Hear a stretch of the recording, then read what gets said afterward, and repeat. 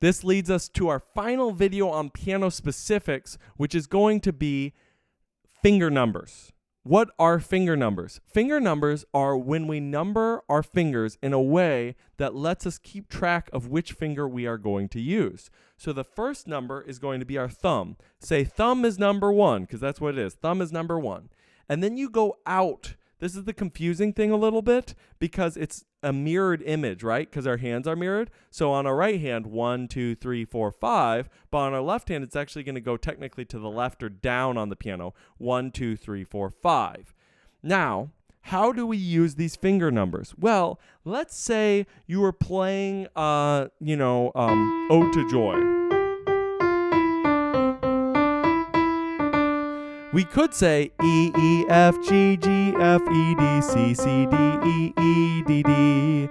But we also could go 3, 3, 4, 5, 5, 4, 3, 2, 1, 1, 2, 3, 3, 2, 2. And that'll probably be the last time you ever hear me describe how to play the piano that way, because I am a huge, huge hater on finger numbers for knowing where notes are. Because here's the deal.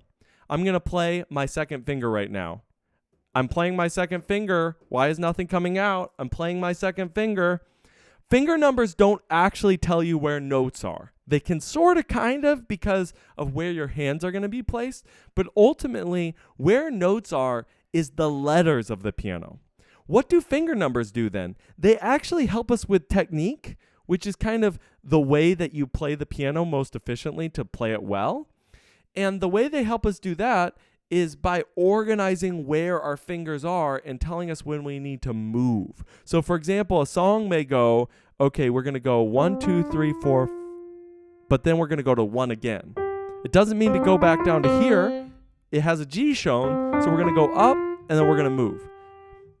How do you start learning finger numbers well? Well, I would recommend doing some basic technical things and making sure you're using all your fingers and go from there. More on that later. One final piano specific before we move on, and that is dynamics, louds and softs. So in music, you see those as F for forte in Italian or P for piano in Italian. The F is loud and the P is soft, but we don't even need to get into that understanding. I would like to think of it as strong and then more gentle. And how do we get that? It's not actually about how hard you're pushing down on the note or how intensely you're pushing down on the note. It's actually how fast the note goes down.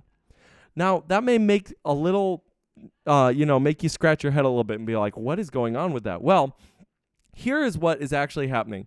The speed in which you push down on the note is going to affect the amount of energy that is in the hammer as it goes and strikes the string. And then when you're doing that on a keyboard, it's digitizing that same relationship there in a MIDI signal from 0 to 127. That is the final piano specific we need to know. I hope you enjoyed that. And now we're going to get into some theory, into some technique. Until next time, peace out.